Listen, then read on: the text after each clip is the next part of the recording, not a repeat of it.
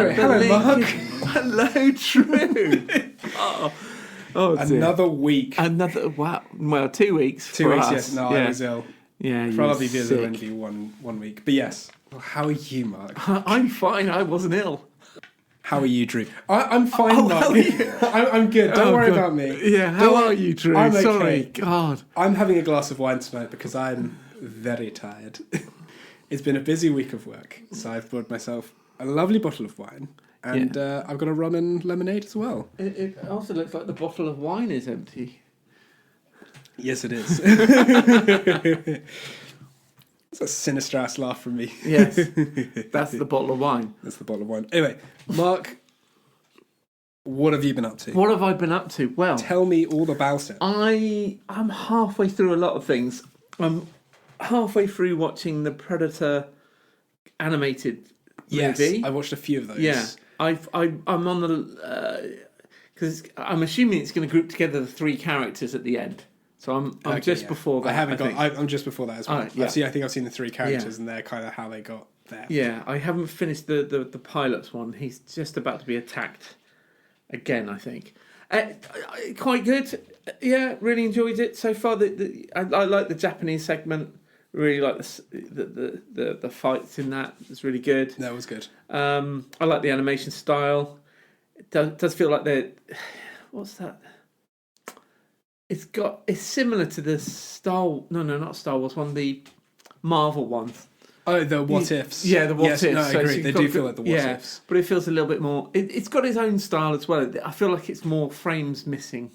Things move suddenly quickly when it's an action shot or something like that. They've done an artistic style on kind of it, and I think it works. I think it really does work. I think the stories are good. They're interesting and a bit unique. And I think I really enjoy they've had a recent motif, especially with the other Prey, I think it was. Yes, yeah. They've had a motif of like predators always come to Earth in some capacity because they're hunting around or whatever, and like how every different civilization has just dealt with them. Well, that again, I'm going to be pedantic here, but I'm sure in the first movie and even in the second movie, Predator 1 and Predator 2, there was talk that they were attracted by heat. So they like to hunt in hot areas, which doesn't really tie up with the Viking story where it's freezing cold. Well, it depends what heat is, because I mean, that's only like minus 20 degrees max. In the grand scheme of the world, that's pretty hot still. In the universe, that's still pretty warm. Yeah, I don't think that. I think in the concept of hot for a rainforest and hot for central like a desert, central LA, it was having a heat wave. That was the whole point of. Okay, I don't know. I haven't seen it in a while, but fair enough. So you watched that? I agree. That's pretty good. The other one I'm halfway through is I'm rewatching West Side Story. Ooh, a lovely musical. Really. Really nice to look at, and I'm enjoying that as well as a rewatch. So it's just something I've been thinking about. It's that song in it that I Want to Live in America. It's one of my favourite musical songs. Okay. But the one thing I did get to actually finish was a documentary, not a documentary, a real life mini series based on Hitler's early years. Oh, the dad energy. Yeah, the dad energy. Called Rise of Evil. Now, I think I heard about it at the time, but I never got around to watching it. And when is it? When was it? It was 2003, so it's quite old then. Yeah. So if you missed it on the TV at the time, unless you come across it on DVD, how big is your backlog that you go back to 2003? Oh, I must watch that. Well, when you turn on. You turn on one of the stream services and it just has it advertised as one of the later things. And I was just like, what's that? And it's got Robert Carlyle as Hitler. Something so weird about that statement as Hitler. Yeah. And he's really good at it. I do think... I mean, it's hard to say it about one of the world's history's most evil persons. But it just feels like, would he have been that completely unbalanced from the get-go? I don't know. There is a small, like over the opening titles, there's some of his childhood.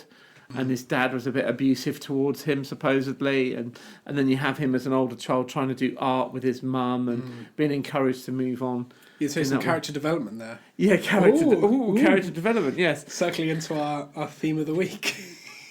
Hitler's best character development of anyone. Hitler. But he went from a small child to the most evil man in history. Well, one of the most evil men. One of? Yeah. Oh, who are you saying is more evil than Hitler? This is the thing.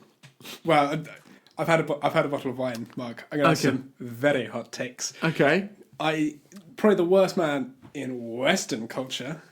You have people like Pol Pot and Chairman Mao, who were killing way more people, Mark. How many people are we talking here? Well, millions and millions and millions. It's a classic, lots of millions, but way worse. Well, way worse. Arguably, Genghis Khan. People say Genghis Khan's a great man. He was really not.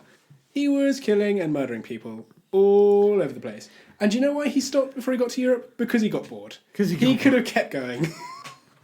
Well, maybe if he had kept going, Hitler wouldn't have been born. Yeah, maybe if Genghis Khan had tried a little harder, Hitler wouldn't have been born. But how would we have had the greatest character development of all time? What is his development? I don't know. Jaded art school dropout. Well, he didn't even get into art school. Did he not? No, he didn't. I thought famously he did, but just failed it. No, he applied for it and didn't get it. He was rejected. Okay, well, his art was considered a bit mundane. His policy wasn't. Yeah, his policy wasn't. But if you want to know a little bit more about that period, because it ends with him rising to power, final power after the Night of the Long Knives, and it's mostly acted really well. A few actors in there: Matthew Modine, Liev Schreiber, Julian Margiles, who was in Good Wife. Did you ever watch that? No. I know of it. It's a classic. I know of it, but not really. Peter Stormare, who was Ernst something or other. I've forgotten the character's name. He was really good. He was the leader of the SS, and he was quite a nasty character, but he was played really well. Was Goebbels the head of the SS? The SS, yeah, but this is the SA. This is the first kind of paramilitary group. Okay. They were the ones that wore the beige. No, not beige. Ombre. Ombre. The more browny colour ones, where the SS took on the black. The black, yeah. Cheery colours. Always tells you you're the good guys. But yeah, if you're interested in that at all, it's available on YouTube. There's a few documentaries that have been suggested to me. And I have noticed as a person that I am not very capable of dealing with a lot of sad. Yeah. I like to read about it rather than do a wiki. So I understand what happened. I can't say they're bad.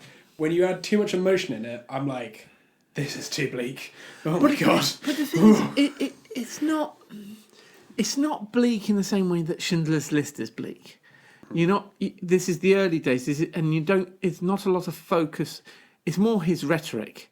I think what's interesting about watching this is watching it in parallel to world events and watching the kind of language that Hitler used and the kind of language that's been used by recently. No, I understand. It's a lot of blame, a lot of if we get rid of these segments of the country, everything will get better. Everything will get better. Feeling. Yeah, no, I get that.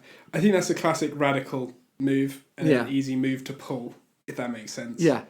Yeah. No. Well, did you get anything out of it? Was there anything that brought you any kind of anything that ends up being filmed? You start wondering, did it actually happen like that? Yeah. And then you read up on it afterwards, and there's things that are moved around and events that happen slightly different, and they bring it to they make it happen that way because it has a narrative beat because to bring this way weird in a way. There's kind of why I like 1,000-Year-Old Vampire because it follows a bit more of life where something just happens and it's not a narrative beat. You've got to kind of make it a narrative beat. Like a thing just happens, and I think that's sometimes with those kind of not mockumentaries but dramatized documentaries. Where they try so hard to make this whole narrative where just random happens in the middle and you've just got to deal with that. That just happens. I mean, it's something that things don't happen the order you'd imagine they would, and that's just life. That is.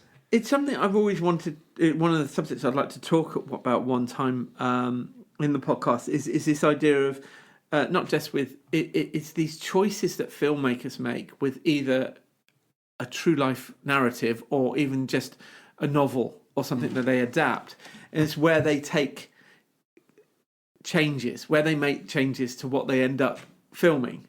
And it always fascinates, especially more so with true stories, where it's like, yes, fair enough, that makes a better narrative beat, that makes a better character development, or it's more interesting that those two people met at that time rather than 20 years later or whatever. But if part of you's there going, yeah, but this is a historical fact, where are you? Why are you allowed that license? You know, I agree. How much does there's like a level of like, when does it discredit you? Do you know what I mean? Like at one point you're like, yeah, fair enough, that doesn't really matter for that, and like I get it for the story, that person needs to be there. Yeah. But like I know that they didn't come then, so it's like.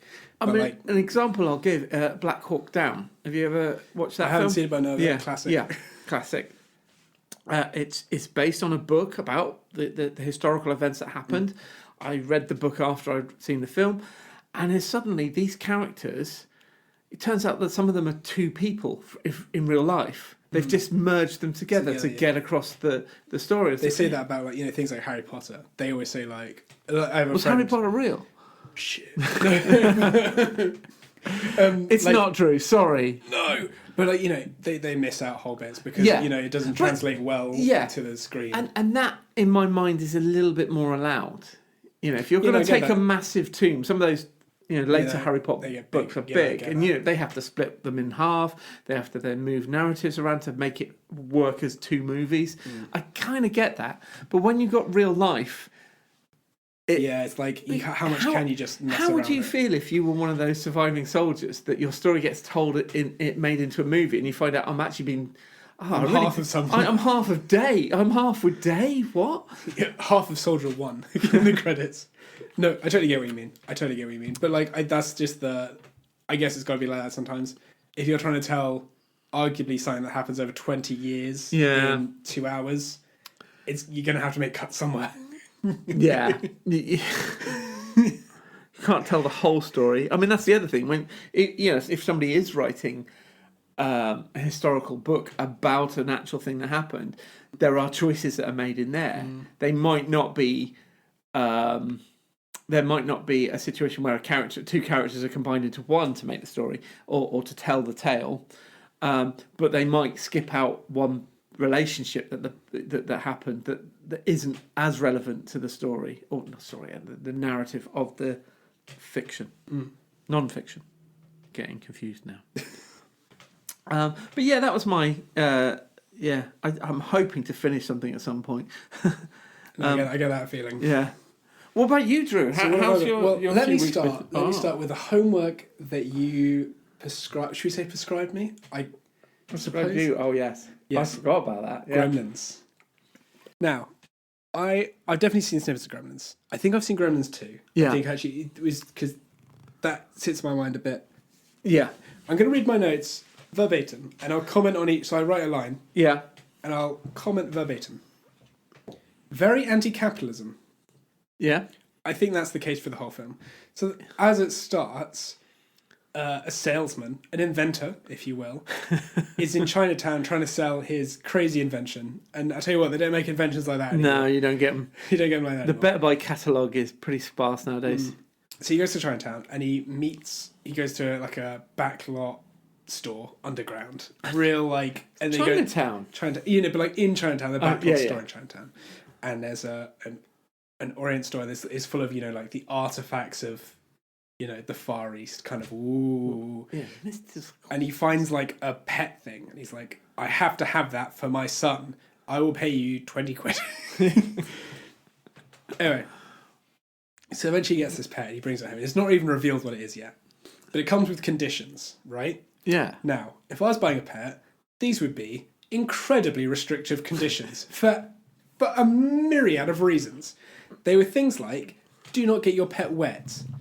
Yeah. 70% of this earth is covered in water. What do you mean, don't get this thing wet? It rains. What? Don't feed it after midnight. That's a logistical nightmare. What if you forget about daylight savings? Yes. When does after midnight stop? How does it deal with if you're in a plane going across international timelines? Is it relative to the... So many questions. So many questions. There's no details. So many when questions. Does that period of time... Everything's after midnight to a certain point. Absolutely. So is it between 12 and 1? Is it till you wake up?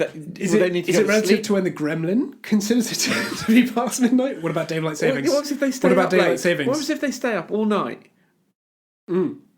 It's 12 o'clock in the afternoon at this point. This is why I think... When can I have breakfast safely? We talked about a few episodes ago. We talked about the fuzzy edges. Yeah.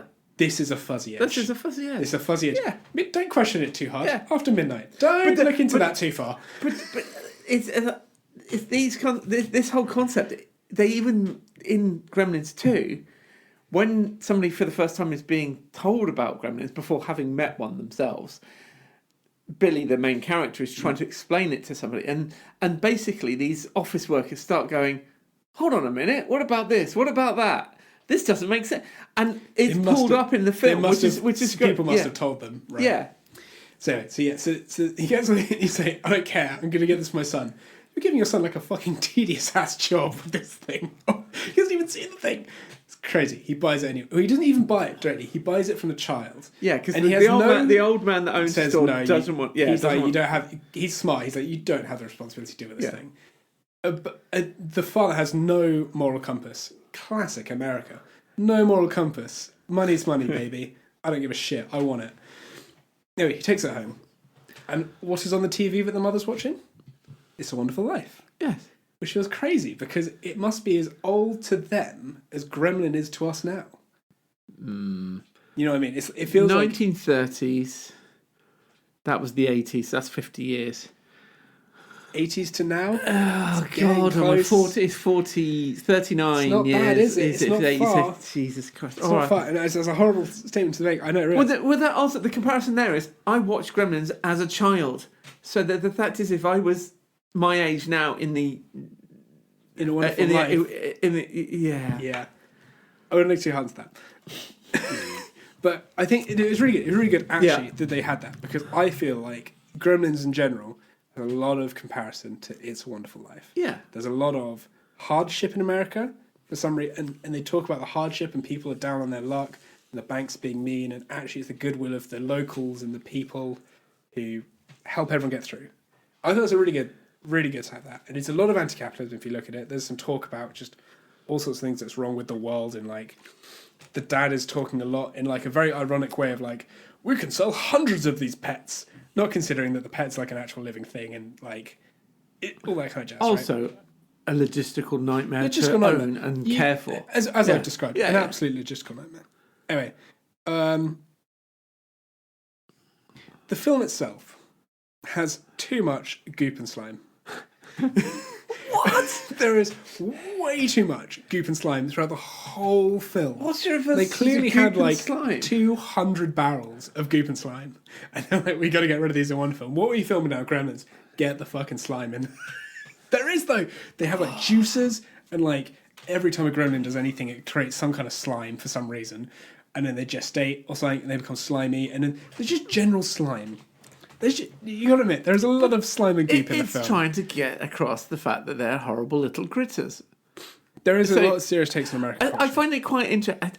This is not something I was expecting to bring up. Absolutely, I agree with you. There's a lot of goop and goo. I don't know if someone in the FX team discovered goop and slime. Like for the first time, like we're gonna like a new special effect, and they were like, "We're gonna get this in everything." I imagine they thought, well, we don't have to make their blood red, which will instantly get this to be a hard 18 or something. Everything's going to be green because they're gremlins, and yeah, we can stuff one in a microwave and blow it up. Woohoo! It really does. Anyway, the problem is, I think past that, past the point you find out why you can't get them wet because they multiply, and past the part where you discover that if you feed them after midnight, they become gremlins, right? Yeah. Past that point, it's a really dull film, actually. And I think you're going to find that shocking. You mean past that point, you find out what it is? Past that point, yeah. I was bored.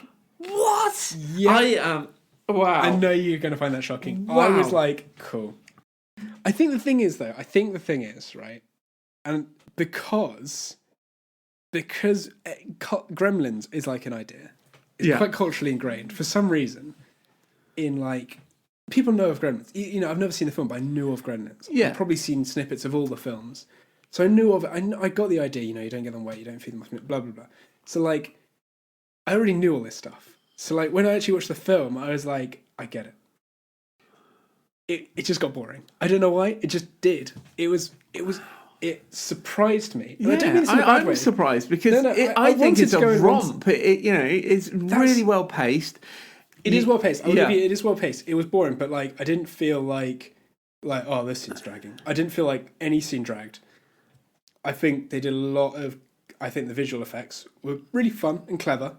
You know, the puppetry and all that stuff, and they had like a point where all the gremlins were walking down the street. It's clearly stop motion, but like it was done in a great way, and it looked kind of scary. Not scary, but kind of scary. It like, you know, when they're in the cinema and they're like blowing them up and they're like, you know, and they're all sitting there in the cinema. It's kind of funny, but it's like. What about the stuff in the department store when they're trying to track down Spike, the main one? What do you mean, like in the candy shop of the department? Well, all through the department store, they're in there and. Gizmo gets on a remote control car and drives round. Yeah, I mean it's fine. Like I don't know, it didn't spark any. Wow. Kind of, okay. Actually, it did make me think at the end. Like I'm amazed this is stuck in the culture a little bit. It really did. Yeah, I don't mean to be mean about it, but it really did. It surprised me that this has been like a not even cult classic. It's like. You know, it's been in my psyche. Yeah, and the fact is, you know, I've heard recently there's a third Gremlins movie that's developing. There was an animated series in the last couple of years, I think there was. I think that might have been Netflix. I think there were bits, I think early on, there are a lot of bits that hit home about American ideals. And like, you know, there's a guy who's like, I don't buy anything from Europe. And he's like, and like I get it's like this kind of, he's like kind of being like racist without being racist. You know what I mean? I think he's been a survivor of the Second World War or the Korean War. I can't remember which one it is. Asian culture. And Gremlins existed as a thing for him. They were in the planes. They were, you know, because I get that. And so like I like there's bits. It was fine at the end. Yeah, the most convenient wrap up in the world. No one questions why half the city was destroyed. Really, no one does question that. Yeah. And the guy who didn't actually sell him the gremlin knocks at the door and says, I'll take that back. Yeah. And then that's just the end. And like, what do you mean that's the end? No one's got questions about what this thing is. The scientist at the school isn't like, what the heck? He's dead. No, but like, he died. Oh, did he? Yeah, God, it sounds like unmemorable it is for me. Unbelievable. Yeah. I find it hard because, you know, there's lots of. I mean, it's like my first horror movie almost. It's got a scary creature. I didn't. To be fair, I'm quite. I'm quite. Yeah. So I mean, you're scary, yeah. From my perspective, I was probably about 10, I think, when it came out. And it was one of the first, you know, rated It's quite higher. gory. It's quite gory. It's not like it was rated higher than I was aged, and I remember my nan getting it out for me and my cousin to watch, and absolutely loving it, absolutely having the best time. And I think we watched it a couple of times when we had it. Yeah. But then it follows the beats of a lot of horror films. There's something untoward that comes into this world, this normal world. Yeah. And you've got the main protagonist with Billy having to find ways of dealing with this creature. And there are then just lots of setups then for people just to get killed by these creatures. But there's also the ability for some of the good characters to defeat the gremlins and move forward. All done in a gory black comedy way. I think black comedy's moved on maybe since then. So when I watch it, I wasn't like... it was gory, but I didn't feel like it was black. Dark. It didn't feel dark. What about the monologue about Father Christmas? By I've forgotten her name. The Phoebe Cates character. When they're trapped in a bank, and she's talking about why she hates Christmas. Yes, I remember that. That's kind of, I remember vaguely. This is what I mean. It felt so unmemorable. I remember watching all this. Yeah, but I don't remember any of it. You wouldn't be able to recollect it yourself. There was that's what I mean. There were like what really struck with me. There was some like ideas of like American culture and like just vibes of probably what America was like at that time, and like there was undertones of hardship and blah blah blah blah blah. Like all that at the beginning, and then just like as soon as the Gremlins and like it just went. I just lost. I tried really hard to focus on it, and it just lost all. It was bizarre. Yeah, and I really tried to keep. I do wonder then if you'd get more out of the. There's a lot more satire, I'd say, in the Gremlins 2. Well, it's weird that I remember bits of Gremlins 2. I wonder if, when I was a child, my parents made me watch Gremlins. Well, not made me watch, but it was on the TV, and I watched Gremlins 1 or 2 and 2. I maybe have to watch it, but no, I think the end is also just you got to admit it's a just incredibly convenient wrap up. It just wrapped up, and one questions. I've always seen it as a little bit of a fairy tale kind of story, a horror fairy, a Grimm's tale. Because you've got this bookend of the guy coming in, the wise old guy. Yeah, he's seen it on the news. That's the other thing. I think the idea is that he's seen something happening at whatever the name of the town is, and goes, "I know what that is." Yeah, and just walks into the right home. I better clean up this mess and deal with it. You know what I mean? I've got to detach myself from showing you these films of my. And you're emotionally involved in them. Yeah, because they were some of these films are really important to me, and I'm not saying that you can't have your viewpoint, and that's what I'm trying to say. No, I get it. It's an interesting process to go through to share something like this, where I'm thinking this is an absolute blinding. This is a class, Adventures in Buckaroo Bonanza. I knew that was going to be weird. I knew you were going to be like, "What the thing is, I enjoyed the fact it was like it was a crazy film. I didn't like it was quite slow, but I enjoyed that it was insane. If I was going to go a tier, Gremlins is up here. It's a real film. It's a real film. I think it's 1986. You had Gremlins, you had Goonies, and you had another G film, Ghostbusters. I think they were all in 1986, or at least in the same couple of years. Yeah, I know you mean. It's in the same era, same style. And those to me really shaped my childhood and the films I loved. There's actually an era, I want to talk about that, but there's an era of film as well, and it's like Spy Kids, and then Shark Boy and Lava Girl, and then there's that racer one. There's like that's Speed Racer. That was a bit later, I think. But there's like an era in there where like CGI had kind of, and green screen had kind of just existed. And like the CGI wasn't you know what I mean? It wasn't perfect. It looked a bit dumb. Yeah, but it worked. And like I'm on board with Spy Kids. There was a weird era. I did enjoy the first one. That I think it's got enough quirk to it.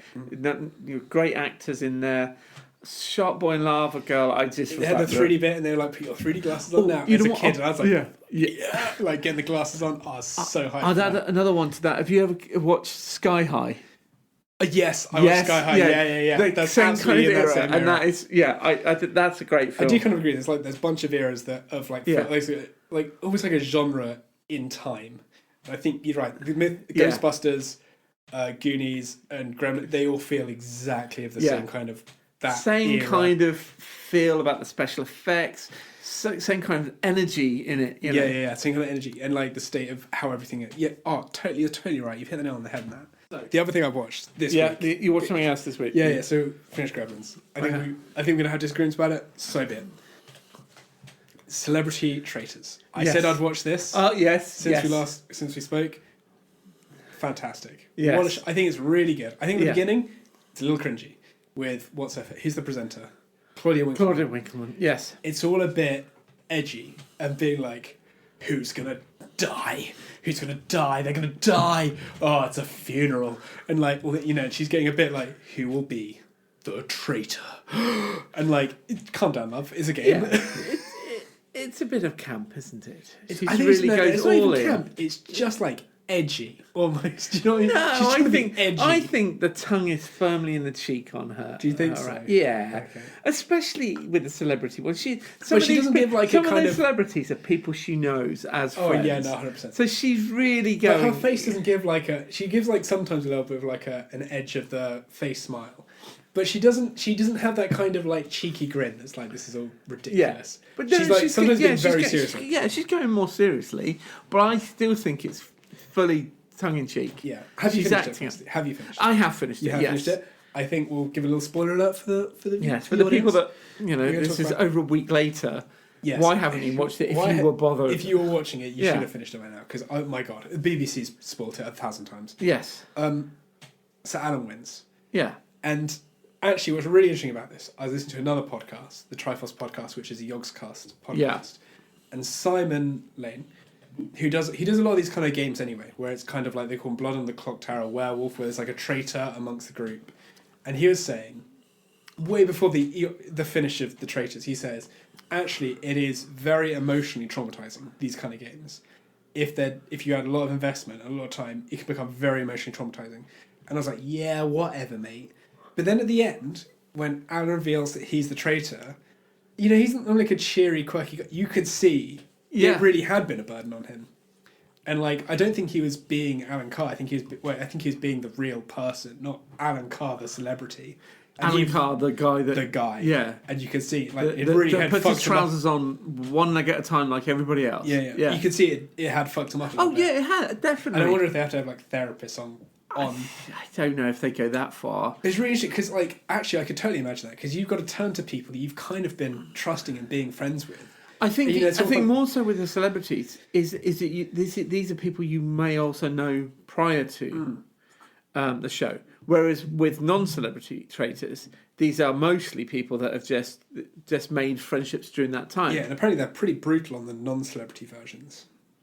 But no, honestly, I think I'd be in a very similar situation. I think if I had to turn to two people and be like, you guys have lost. I've been lying to you for the last X number of weeks. And having just watched them think they've triumphantly think they're winning. Yeah. I think absolutely. It would be absolutely heartbreaking. Yeah. To be like, you're the guy who's messed it up for them. It was fascinating how it got to that point as well, because I went into that episode thinking, what's the point of this? Yeah, Rugby Joe. Rugby Joe is in a very strong position. Rugby Joe.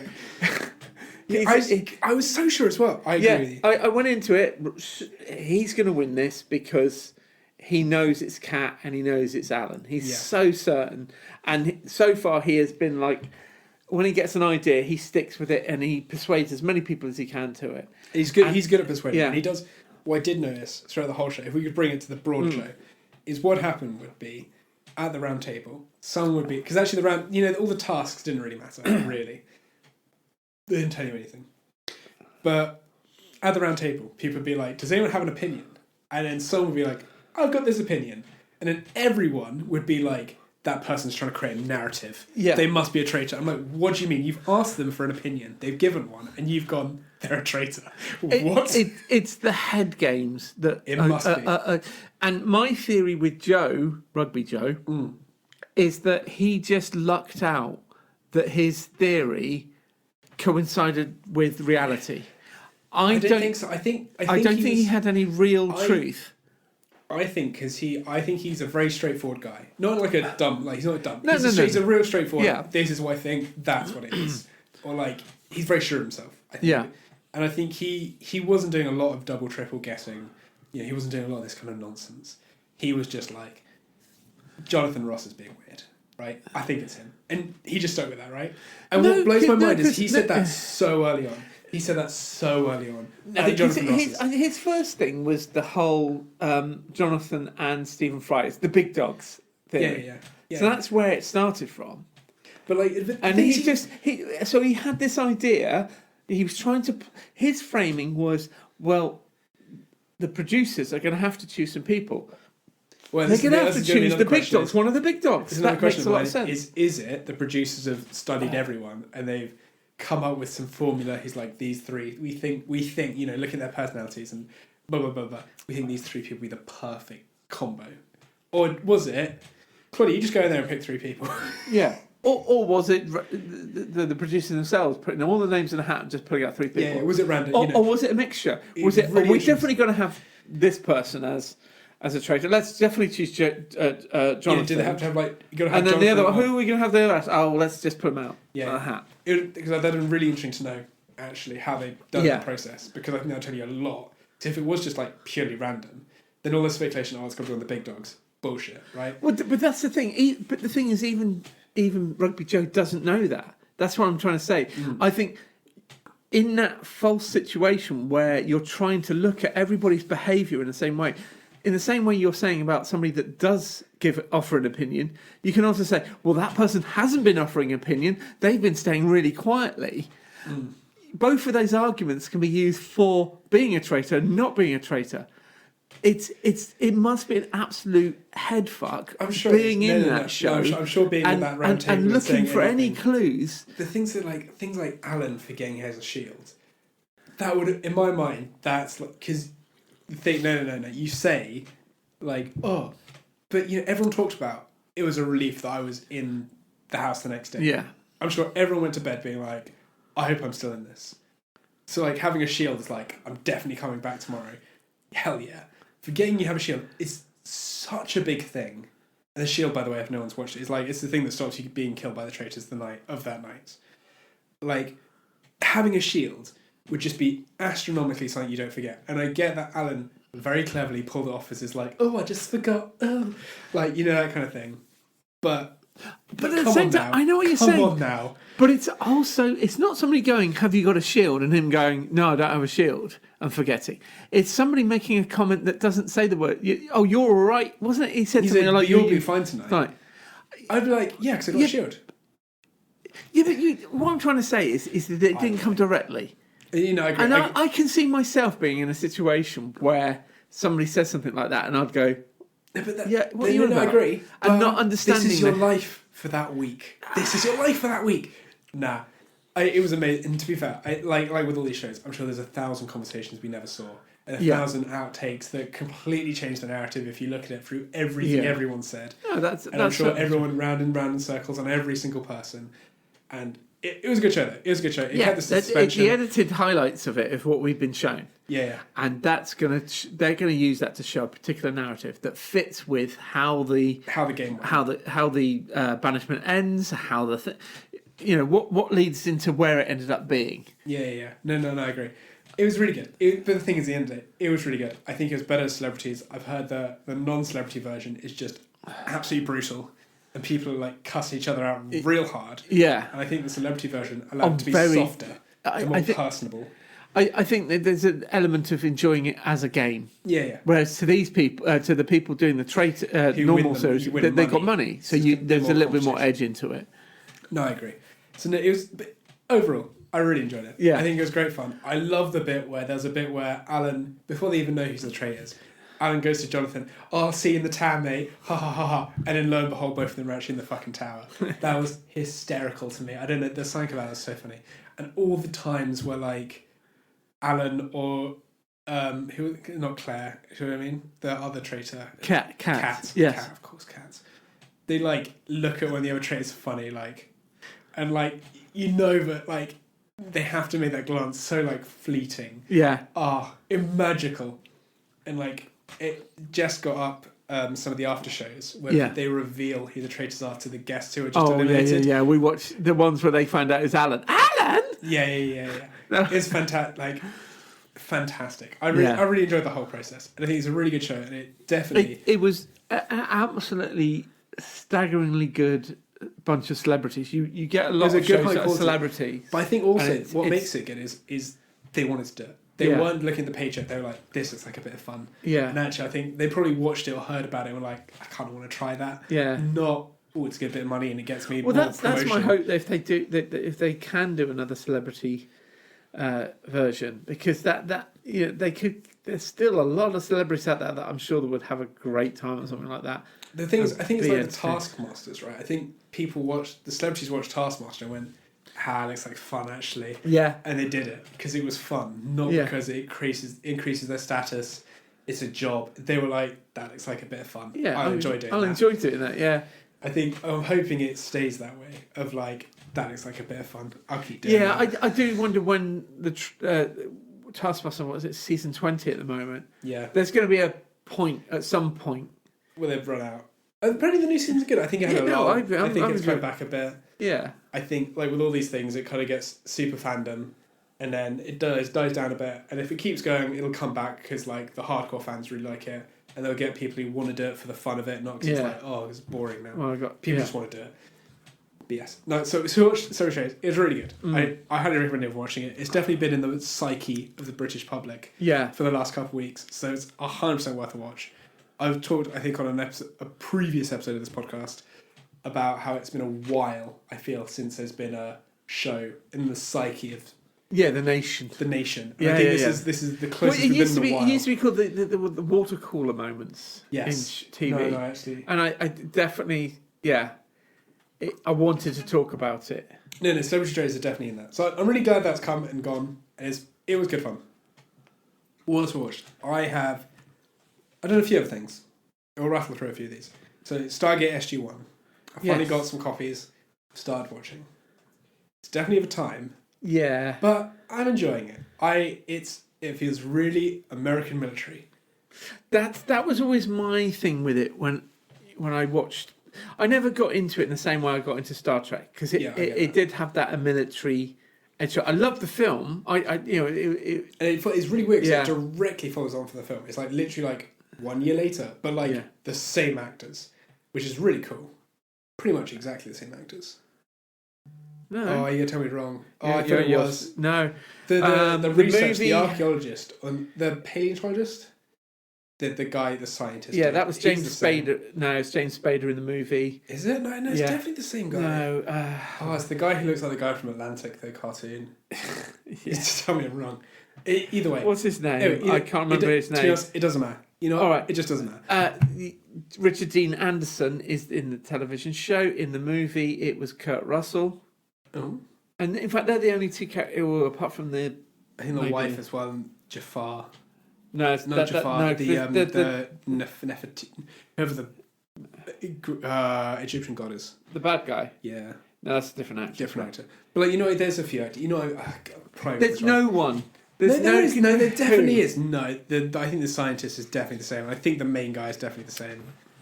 Oh man, I'm shaking my head. Oh god, I'm going to Google this now because I'm actually really because I thought I was so right.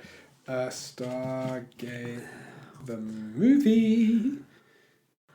Yeah, Stargate the movie that I desperately wanted the haircut of James Spader. So. Oh god, is that not the same guy? No. Which one are you? Which one are you? The researcher dude. The researcher dude. No, he's got to be the same guy. No, I agree that the GI is definitely different, but you're talking about the long floppy head. Yeah, he's got the. That's James Spader, and the other guy is I have no internet. No, I agree. The army guy, but James Spader is definitely the same. It's not.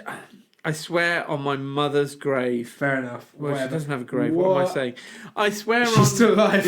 I'm going to move round to your side. Why haven't you found the TV series and the movie? No, because so this guy. That's James Spader. Okay. Yeah, both on the same mic. He looks that guy's got the short hair. Yeah, that's not James Spader. Okay. That's also Ben Brown. That's Ben Brown. He's from. That's not the same guy. No, these two are from later series, and they are both from Farscape, which is. Have you ever seen Farscape? No. No, okay, fair enough. They look similar though. No, you're right. Looking at it now, you're absolutely. Mark, you're absolutely right. You're a font of wisdom and knowledge. If I'm going to have specialist skills, it's going to be detecting movie and television characters from the 90s. This is fair enough. Apparently, my brain is really bad at detecting. So I've been watching. Hey, do you need glasses? I've been watching it. I do have glasses. Okay, so shut the fuck up. All right, 4 eyes. Says you, mate. Yeah, that's the joke. Anyway, this wine is getting straight to my head. Yeah. It's not even wine anymore. It's rum and coke. It's rum and coke. Wow. Anyway, so I've been watching it. It's been good. It's definitely dated. I love it. Because 99% of the episodes are a dude in a forest with the it's true. Oh, it's one of those ones that was shot mostly in Canada, wasn't it? Outside Vancouver or something. 100%. They have two sets. They have the forest and the bunker, and that's it. Love it though for that. Love that energy.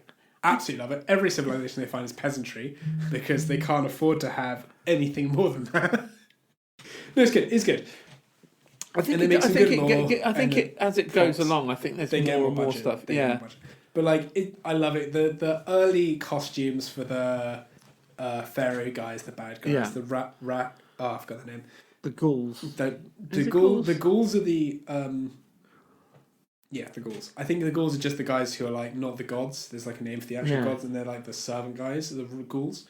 But yes, those people. I love their costumes. They're clearly made of foam, but like I love it. I don't care. It's great. It's really good. Yeah. Like the show. There's like, it's clear like the 90s were like sexism was just like being fought for the first time. People like a woman doing anything, like literally anything. It's hysterical. Was it 90s? The beginning of that. There was definitely. I think in my mind there was like a feeling of like a woman doing things like more than just like you can like have a job, like more than that. You know? 97 for the series. It's a good series. I really enjoy it. I'll continue watching it because it's a bit of fun, bit of something on the background. The main thing I've been doing this week is Trench Crusade. We've talked maybe about Trench Crusade. The official rules 1.0 released last week. I read through it. I think it's fine. They've done a really good job of making the book look phenomenal. I've got the PDFs. Looks great. Looks fantastic. They put a lot of resources into it, a lot of time and effort. Looks fantastic. So I started printing my minis, and it has been a saga printing my minis. What is clear to me, so they started by releasing loads of STLs, which are just the 3D digital models. Yeah. And people could print them, and you could order some printed models. And they come pre-supported, so you just put them on your printer and they print. But they haven't got, and GW, Games Workshop, is a master of this. They haven't really got it right, because things like claws, teeny tiny little spiky things, right? And there's some details which are just too small for a 3D printer. And I have a really, really good 3D printer, like a top of the range. I'm not trying to blow my horn. I love them. I love 3D printers. I've got a very top of the range. It is struggling to print some of this stuff. Yeah. And it's because they haven't got the proportions right.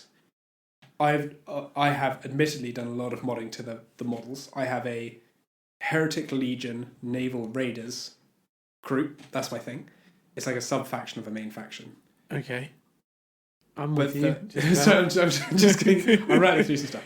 So, but like, so the claws are all tiny and fiddly. But Games Workshop, because they understand it and they've been doing it for years, there's a reason that all the Space Marines are bulky and they have really bulky weapons. Yeah. It's because in molds and prints, that comes out nice. And then its heritage is lead casted, figurines. So if you look at the really old ones, they're all almost plain. They're almost like cardboard cutout because they're a lot flatter because that fits on a mold nicely, a 2-part mold. And you can, there's a lineage for GW. Does GW Games Workshop. Do they do 3D printing stuff? They do for their tests, and there's lots of things online when they release a preview. Yeah. If you look closely, you can see the layer lines of 3D printed stuff. They are using 3D printing, obviously. But I mean, they're not. They don't release files. No, absolutely not. But they are using the technology, absolutely. They're not using it in their main line stuff, but they understand, right? For a mini in any concept, however that's manufactured, certain details will just break. They won't hold. But I don't think Trench Crusade has fully figured that out. So proportions, everything is proportionally correct. Yeah. If you look at a Space Marine, things aren't proportionally correct. No. Their head is tiny and their hands are massive. Yeah. Because their hands have to be massive for the fingers to and they got power fists and chain swords and all gripping things. Yeah, but I thought some of that was a stylized choice. It is a stylized choice. Not just for... I know, it's because... to make the moulding better. Because if you had all the hand and the fingers splayed, they're all going to snap off. So GW has a lineage of this. Is there a way of having it just as the hand part and then add the fingers on as a separate thing? Yeah, they have, and some models have got this kind. And they, as the years have gone on, especially with the Primaris, which is newer stuff, they've developed techniques and stuff, and some things have become more fragile, I'd say. But they've engineered things better and better and better and better. Yeah. But, look at the early stuff. It's all really blocky for a reason because it manufactures well, and it doesn't just break. And I think Trench Crusade, the models look amazing, but they've been an absolute nightmare to print. And my resin printer, they've been an absolute faff. And I have top of the range. I've been doing everything by the book, trying to get really good prints. I've been dialing in all the settings.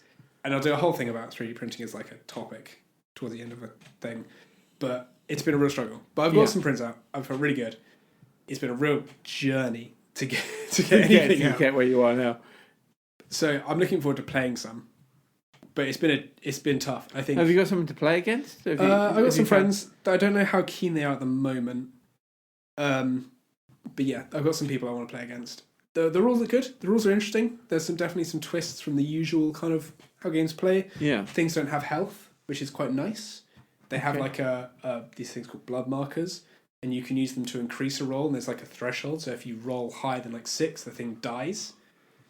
So there's some interesting things in that kind of respect. It looks good. Yeah. I think we might talk about this where like the first couple pages are like very simple rules, and then the next 7 pages are exceptions to those very simple rules. So I'm like, okay. More exceptions than rules. It does feel like that. I think it's fine though, because the more I've dwelled on it, the more it's like you only need the exceptions as you use them. So as long as you understand the base rules and which exceptions you need, you've kind of got You've covered what you rather need than to know do. all these really complex rules. You just have to know your base rules and your exceptions. So that's okay. It kind of makes a bit of sense then that you've only then got to focus on the exceptions that are relevant to the characters you're playing with. The other thing is with that, and I think we talked about this, and we talked about this in the previous episodes. How do you know if someone's cheating? Yeah, because you don't know their exceptions. Yeah. So, but I think you get used to it. It's fine. That's been taking up a lot of my time. I've really enjoyed the process. I love. It's kind of a type of manufacturing. I really like dialing in prints. They're looking great. Love it.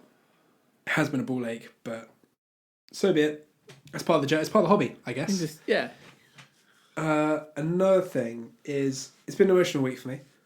I've had some not issues, but I've just had some friend troubles. So I've been a bit sad, a bit glum. Yeah. So I've been listening to a lot of music. So I normally do that when I'm feeling quite emotional. So I've been listening to a lot of Orange Rex County. He has a song called Best Friend, which has like really resonated with me for some reason. That's been hitting hard. And like I keep on the way home from work every day I sing that song to myself. I don't know why. And then do you know Stan Rogers? No, it's not. He does folk songs. Okay. He does one called Northwest Passage, which is it's a really good song generally, because it has like a lot of. I've spoken about this before in a lot about music episode. You get this ground swell. Yeah. Because he's doing a lot of singing. There's not much instrumental. It's him singing, and then in the chorus there's like 50 people. So he's just doing a bit of singing, and in the chorus everyone comes in, and it's really it gets you, and it's really good. It's a really solemn song about basically I think it's him journeying, because I think he lived in I think he's dead now maybe, but his like kind of main era is 1970s, 1980s. Okay. And he's following people who found a passage, Northwest Passage, a passage through Canada and stuff, and like talking about the people who first tried to expedition to get to like China by this new trade route, because it had been much easier than going all the way through South America and through, because it's before the Suez Canal, Panama Canal. Canal. And it's a really, like, these brave people. It's a great song for that kind of these brave people doing this, and like I'm traveling just to see how it was, and I think that's what the message is. It's really good. There's also another song. There's Jack Harlow. You won't know him. He's an American rapper. He does a lot of stuff. I don't know how to describe him. He's a white rapper. He grew up in clearly like adverse times. Yeah. And or an adverse group. And he talks a lot about in one of the songs, I forgot what it is, but he talks about like he does a song where he talks from like 3 different perspectives. He talks from his like brother's perspective, his younger brother's perspective, about like how like when you went to high school you started like hanging out with these rough guys. He started treating me like shit, and then it talks from his perspective about like, I was just like trying to keep you away from it all, and like this was a tough time. And then the final version is like from his dad's perspective, like, I was treating you strict because like the world's harsh, and like, I had a rough experience with my brother and we don't talk, but I wish we did talk. And like it's like 3 perspectives on like, like this person's been rough to me, why have they been rough to me? This person's been rough to me, why they've been like that. And it's a really interesting song. I'll have to send it to you so you can listen. But it's like, I don't know, again, that's resonated with me for some reason, with my emotions at the moment. I find if I am having a lot of emotions, songs will resonate with me more. Oh, yeah. And Definitely. Those are kind of the 3 kind of groups of songs that are hitting me. I mean, this is how I do my playlist. A lot of my playlists I have are put into kind of mindsets. I'm feeling jolly, so I'll have some, really good songs that are uplifting and think I'm feeling melancholy. I've got a melancholy playlist. It for me it can then heighten almost how you're feeling or help I think with how you're it's feeling. good to help is a good way of putting it. Yeah, It helps you. I think if I find, I'm glad we talk about this because I think it's something that people need to talk about. Is like, especially when I'm feeling rough, I'll talk to Jess about it, and I'm happy to talk about it here. But I think having something to like work through those emotions, I think music for me really helps with that. Yeah, Especially with a song that like is like when you can sing it and you're like saying the thing you want to say in a song, right? Does that make sense? it does definitely. I'm not always so much for the song lyrics as I've my passion for post rock. Yeah, it's almost for me. It's almost like an emotion that comes from what I'm listening to. Yeah. And sometimes that gets me into awkward places because I'm sometimes listening to a song that the lyrics aren't necessarily related to what I'm doing but the feel for the song is right in my matching what you're feeling. Yeah. No, that's interesting. Because I think in some respects I'm like that, but I think if lyrics match it as well sometimes. I think if you can feel an emotion from a story, that really can emphasise it. Is it 7 years by Lucas? Once I was 7-year-old. Once I was a 7. Yeah, once I was 7 years. And absolutely, I'm thinking about myself as a parent and my relationship with my children and how I want to guide them through the world. Fantastic. Then I start thinking about my relationship with my own father, and brilliant song for that. I'm listening to that a lot and having not existential dread, but thinking of a larger picture. Really thinking about a larger picture for the first time when listening to that song, because it's a really good song for that kind of like, not almost like saying life is short, right? I don't know if that makes sense, because he talks about like he's like 70, like once at 70 years old by the end, like he's gone through like all of life, and he's kind of talked about like, I know he isn't 70 years old, but like he talks about a life journey. He's picturing a whole journey, and like I think it made me think about those bigger things. It makes you, probably for the first thinking time. about the things that are important to you in your life as well. What should be important to you? What isn't important to you, and how do you manage those things? Yeah, I think if we're getting deep here, as I'm reaching 30, I think maybe you had this as well. It's a good thing to talk about because you'll have gone through this. I think that as I'm getting to 30, I think that what is important to me is becoming more important. Does that make sense? What is a priority in my life? Or like what... Because it's like the time to... It sounds crazy to say, it's like the time to get serious, in a sense. Or like... Yeah. It's the time to... Because in your early 20s, it's just like, I don't care, party, rock and work, like, and just like doing whatever. And I think as you get older, you think about like, well, 20s are coming to an end, but like, what do I want the substance of my life in some aspect to be? I think... Well, it's interesting. You were talking last week about this idea of creating something beautiful. Yeah. And that has been on my mind since the last conversation. Oh, really? A lot. Oh. Yeah, because... Okay. But it is that sort of thing. One thing I don't do as much as I used to is do something creative. I went to art college, studied three-dimensional design at university, and there was a lot of outlay for me doing something creative and having that time. And as I've got older, as I've had children, the time for those creative times have reduced. It does shrink, And I take advantage of things like, if I'm doing a craft activity with the children. Yeah, you get involved because you want to. Can get involved. But then what you end up doing is getting distracted by the fact you've got to help the child more, and that's you've got to have that balance of not. You can't suddenly just sit down. No, I've got the good pencils. I'm going to do my own thing. You end up working with that, or even tangential things like doing a birthday cake, having the opportunity to do something decorative on a cake. Well, I guess it's good in a way that you're finding the moments to be creative. Yeah. Yeah. No, I'm glad you can find those moments. I understand that feeling. What I have noticed in my mind. So it's going to get deep for a minute. We'll come back out by the end. Yeah. It's fine. What I've noticed is I remember when I was even like 20, up to 25, is before going to bed, I would in my mind to go to sleep, imagine a story. So gnomes is a theme. I love a gnome. I think we've discovered I love a gnome. But I would have made a story in my mind about a gnome, and I'd have said like, this is, their history, this is what they're doing, and I'd have made some scenes like a film in my head, and I'd have fallen asleep to that. Yeah. Nowadays, I'm falling asleep thinking about what I'm doing next at work. And I've caught myself doing that more and more and more and more. Yeah. And more. And I've really been like quite upset by that in some regard, because it used to be when I was in bed, that's my time to think something creative. And like things like for my Warhammer army, I'd make up some scenario of why they're trapped on this planet and how they're going to escape. Or like why the main character's having a difficult situation. Do you have a way of capturing these ideas that you're having at bedtime? Not really, but what I'd come back to them. So I'm really good at what I'm really good at is creating like a world or creating a universe. I'm not very good at writing a long narrative story within that universe, but I can create a universe and create like tableaus within that universe. So like things like my Warhammer army, I understand like what they look like, who they are, where they probably are in the 40k universe, 30k universe, what they're doing, and every night I'd build like a little story or like an idea of what they're doing. Yeah. And that would be my imagination, and I'd fall asleep to that. And that would be my imagination. But as I'm getting older, I feel like that creativity is being lost, and I am thinking more of, how do my friends think about me? Have I upset someone today? What's going on with work? I've got to pay that bill. Or the world has encroached on what was meant to be my universe time, my time. Yeah.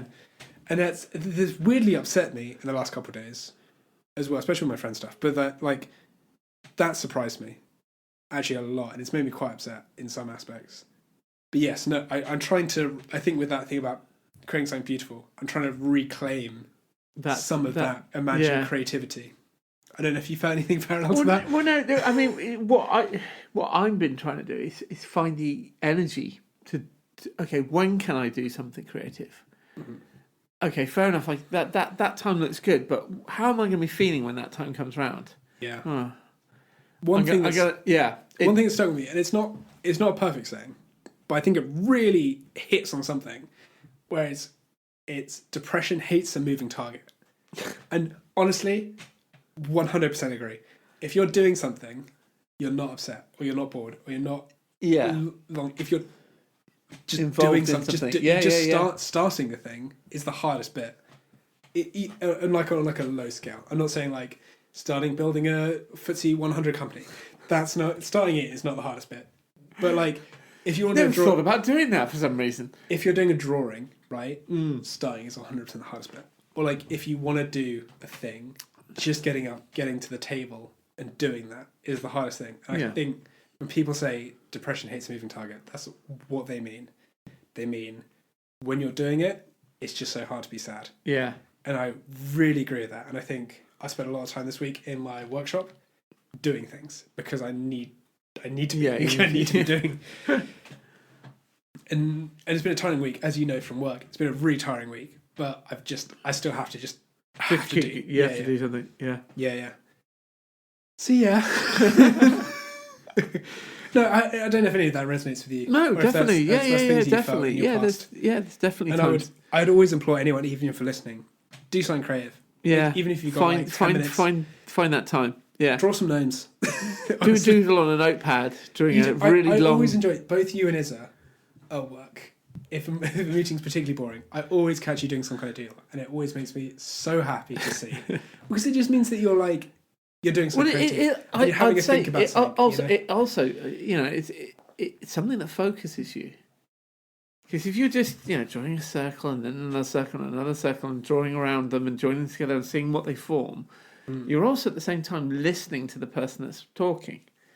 I don't know why it is, but there's some things there's some things at work. If I'm doing something visual, I can listen audibly. Yeah. If I'm doing text-based things, I can't also audibly listen. Well, that's the thing. I find people that do something creative whilst having the TV on to watch a show. I can't get that.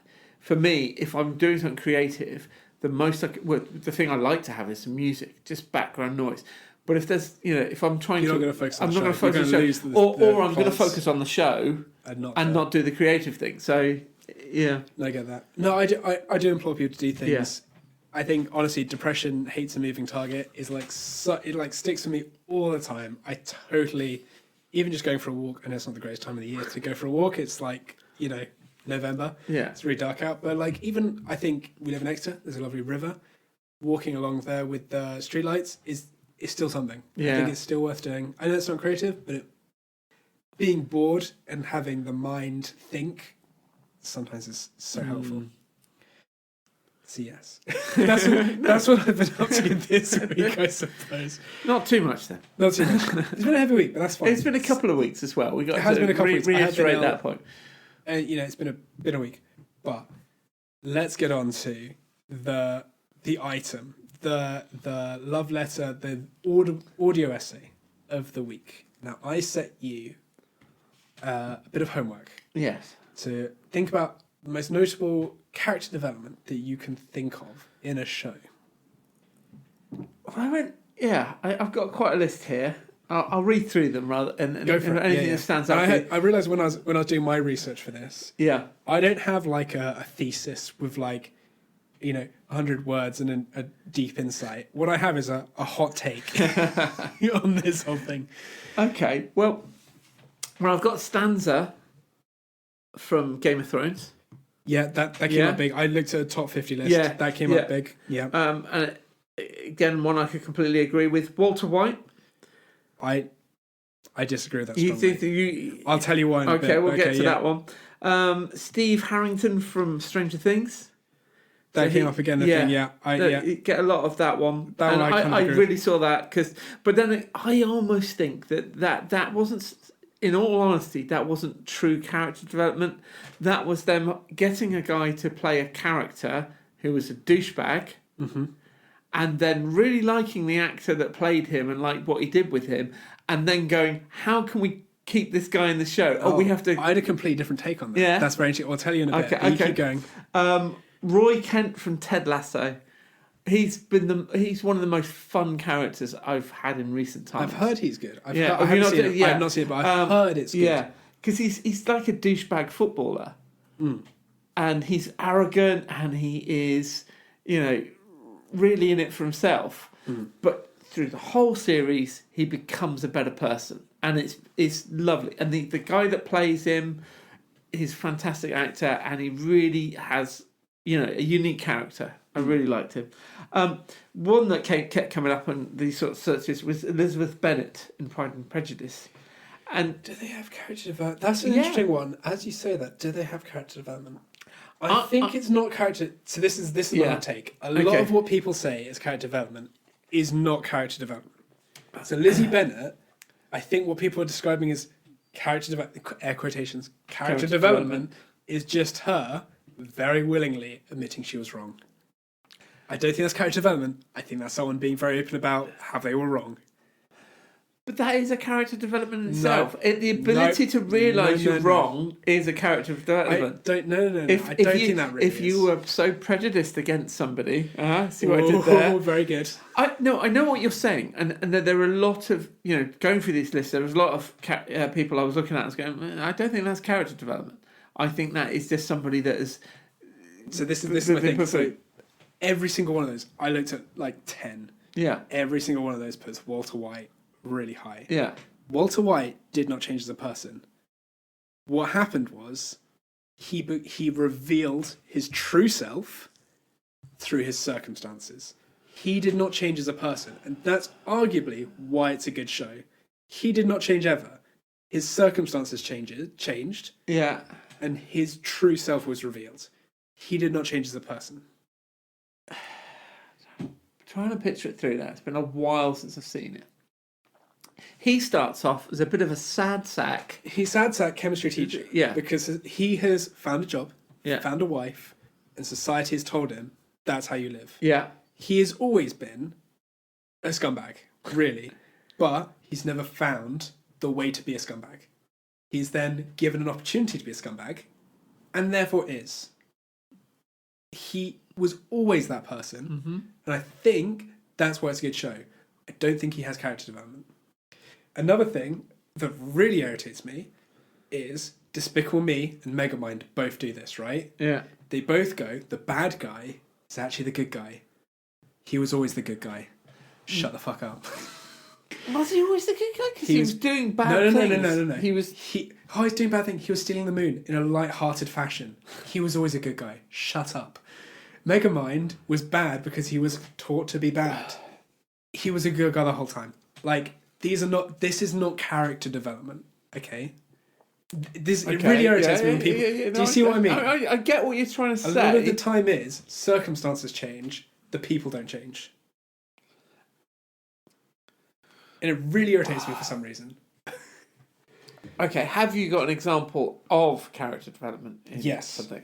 Matt Damon in Good Will Hunting. Okay, yeah. I think the character is shown where they're wrong, yeah, and they change fundamentally, and they go through a lot of almost therapy.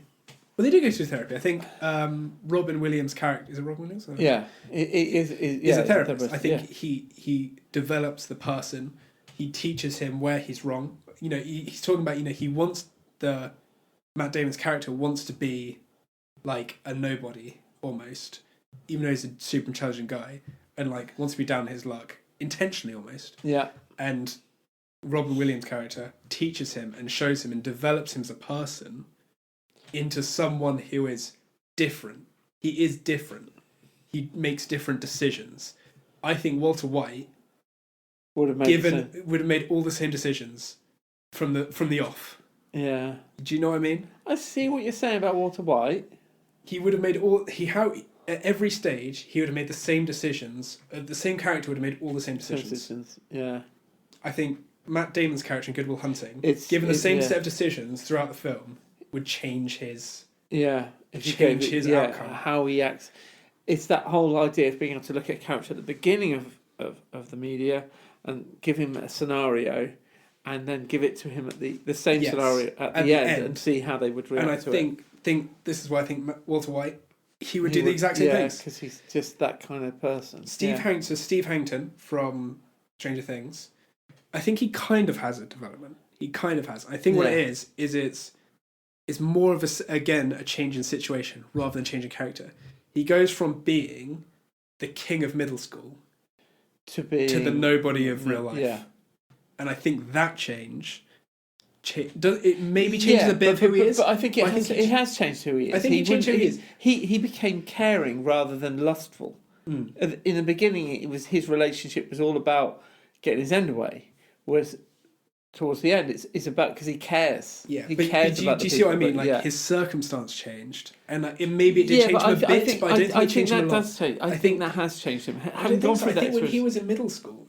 I say middle school. You know what I mean? He was in school. Yeah, but that change of going from middle school to real life. I think that was just a fake confidence. Maybe he's insecure the whole time, but it's a fake confidence that he's king of the castle, and then he's in a new scenario. I suppose that makes it. Then they start looking at the cool kids at school. You know, were they always just insecure, and when they get out of it, they just become. Well, I think it's a bit bad. I think he does have some development. I do think there's a little bit. Another one that comes up the list that I thought rang true was The Breakfast Club.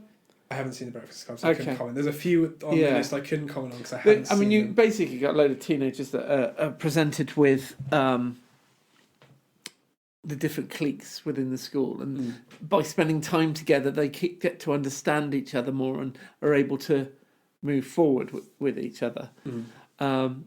I think there's something in there that there is development because they've been. You know, does it? You hit the nail on the head with my test of given the same question or circumstances, would they make the same decisions? I think they would do. I think at the beginning they would have stayed away from the other cliques. I think there's 5 of them in the group, and one's a jock, one's a party girl, one's a goth type, another one's a rebel, and the other one's a nerd. And I think they would all look at the different groups within the school in those sections. They would look at them differently after that experience. So I think there is character development. One question I would ask for you then in terms of character development is Darth Vader. Well, this goes into my Despicable Me thing. Yeah. The bad character who turns good just at the end doesn't count. Yeah, because that's always been my problem with Return of the Jedi. It's like...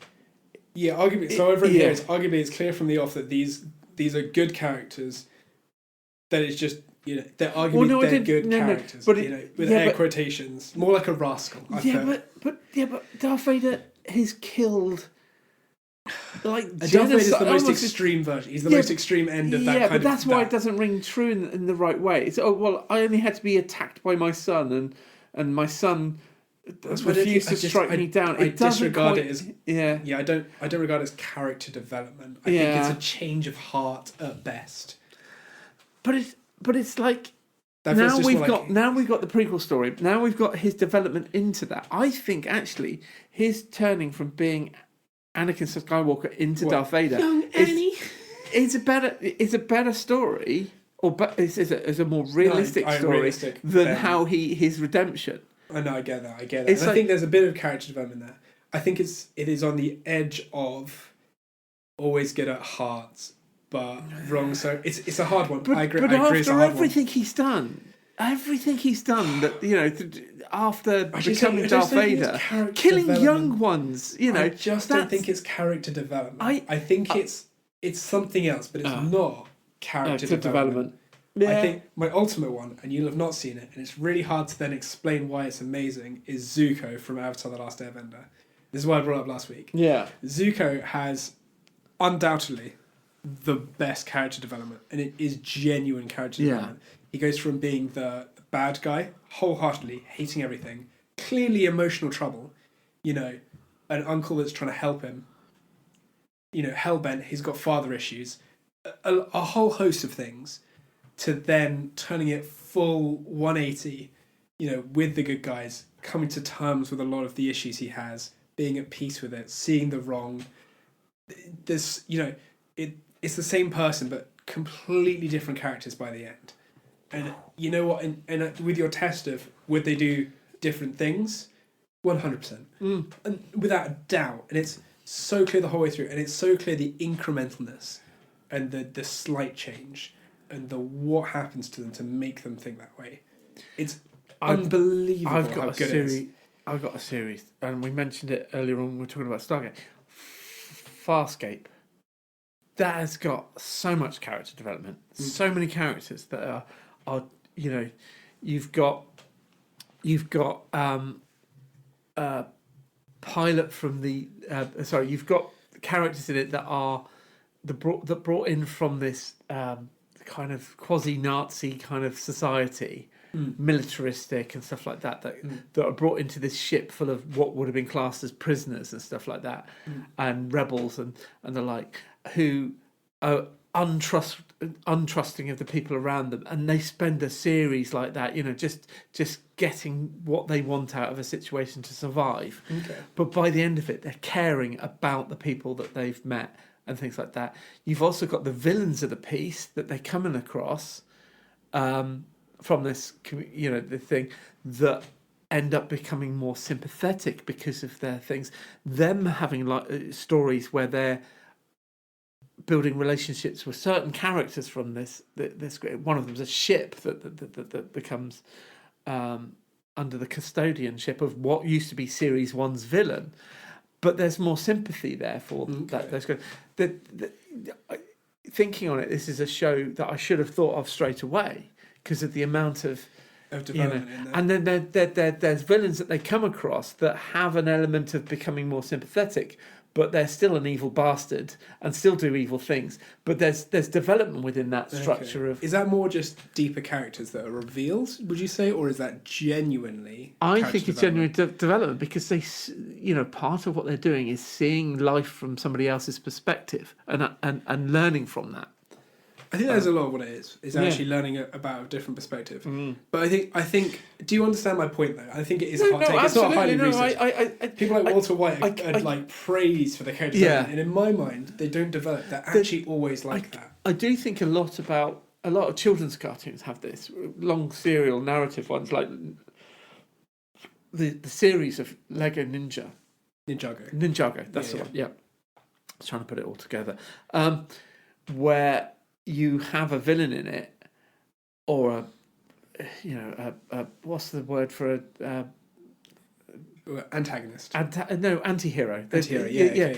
Who do loads of things, but right at the end they have a change of heart, and it feels contrived. It feels a little like you've been going along with the bad guy's plan all this time, but only at the end have you just suddenly decided. Really hate that. I think. Well, I don't hate it, but like when people go, "That's great character development," I'm like, "That's not." Yeah, and a lot of the time, that's just the nature of a serialized story. You've got to have something happen at the end of the series, and the things are saved, and everybody's fine. Yeah.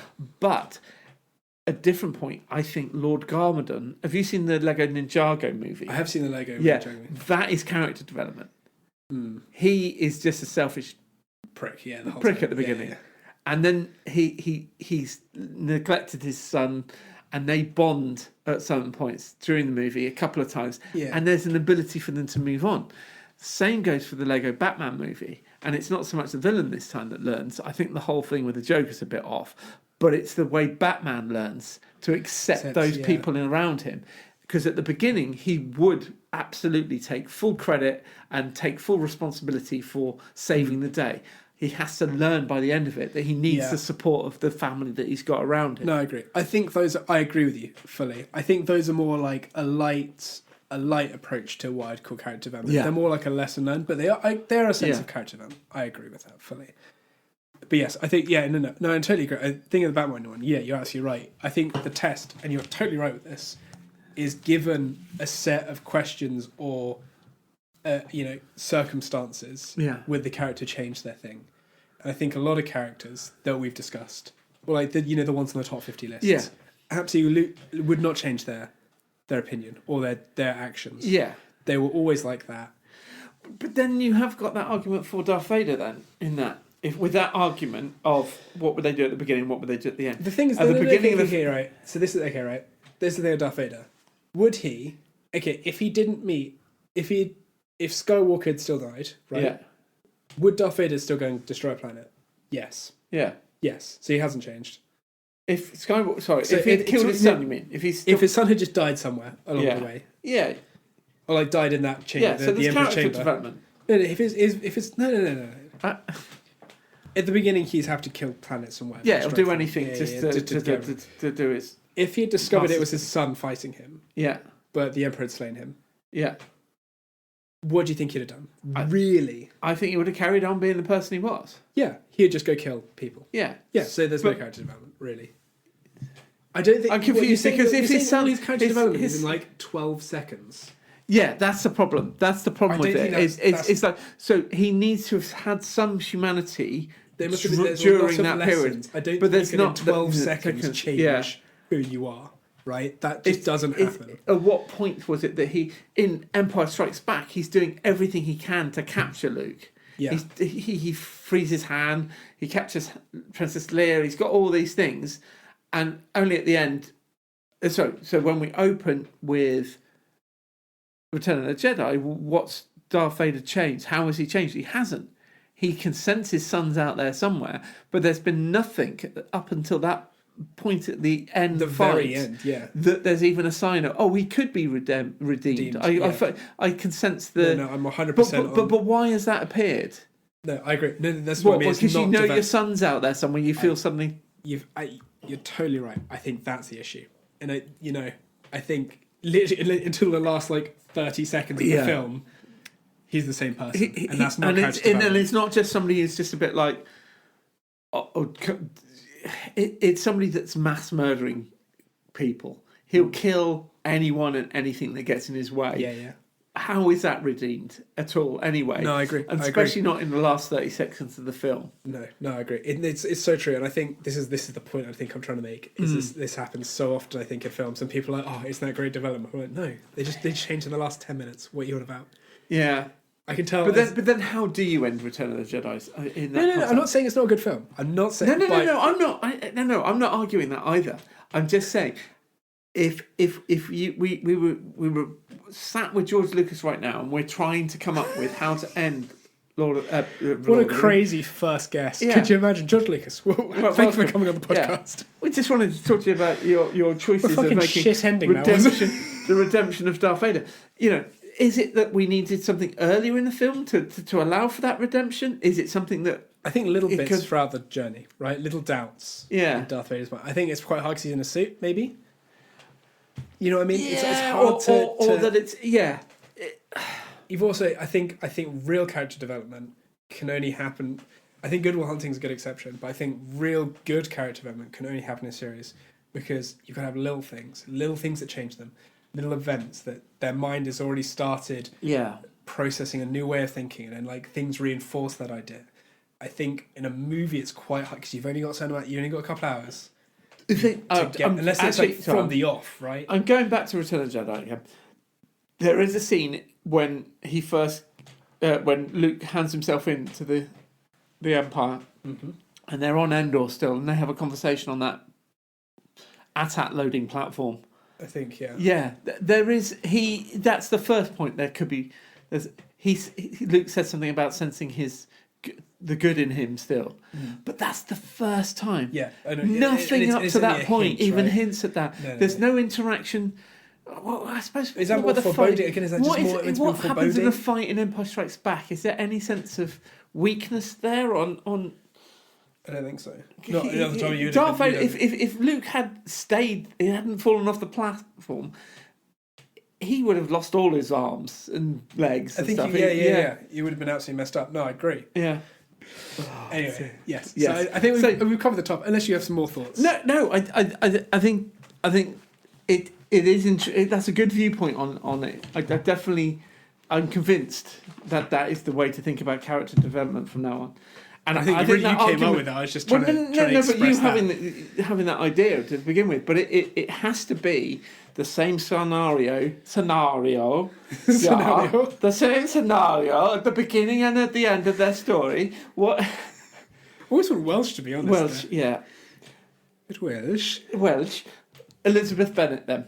Okay. Let's test it one more time, right? At the beginning of this, she saw certain characters as arrogant. Okay, no.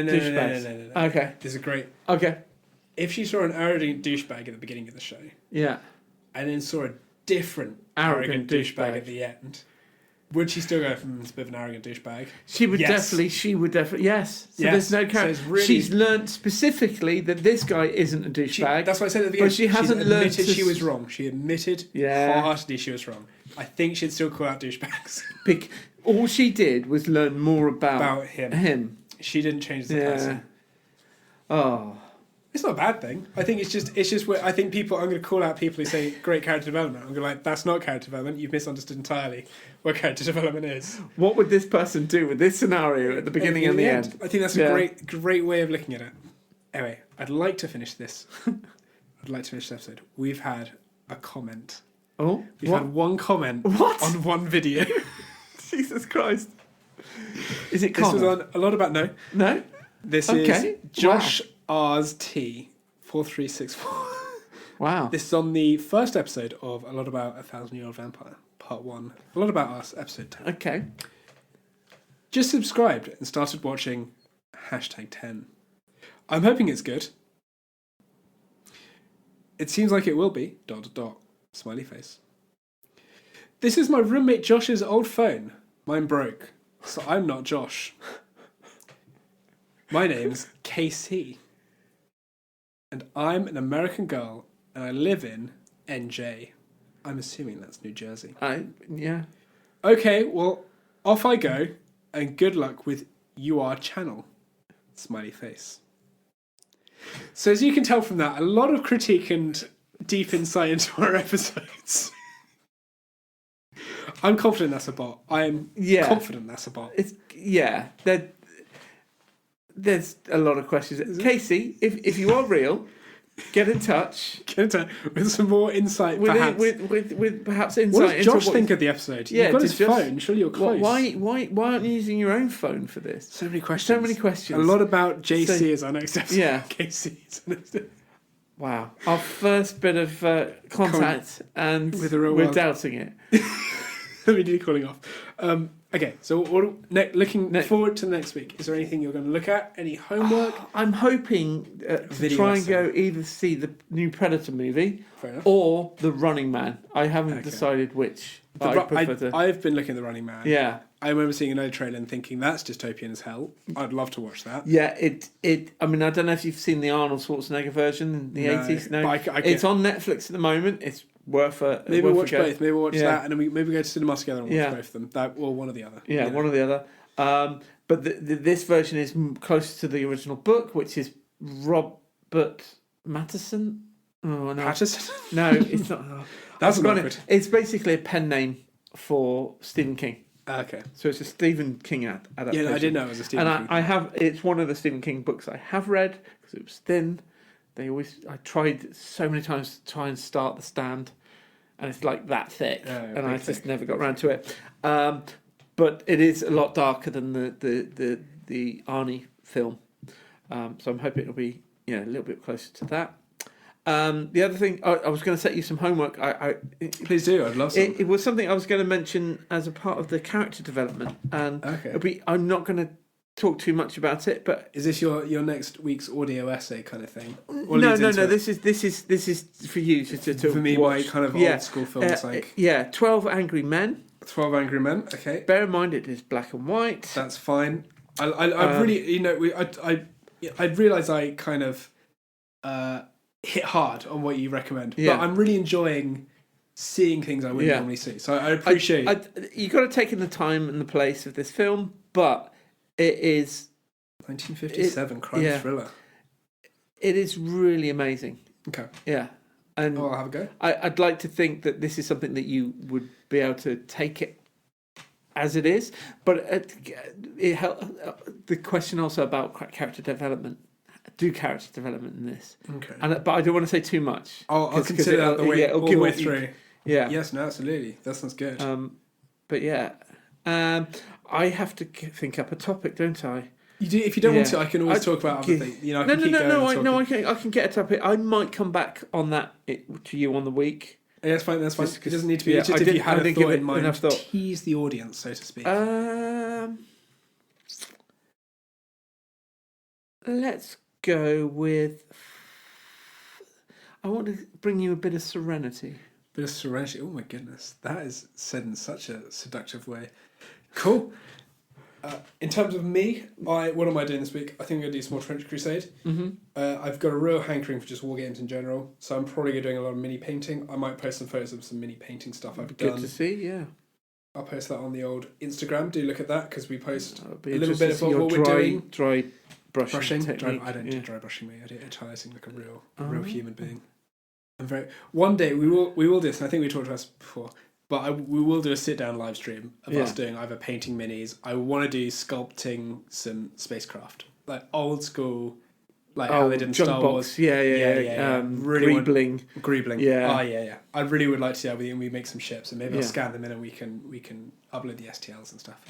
But yes, no, it'd be good to.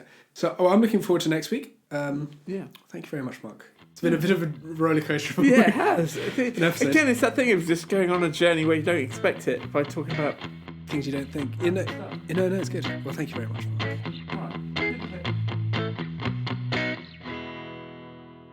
Breathe easy.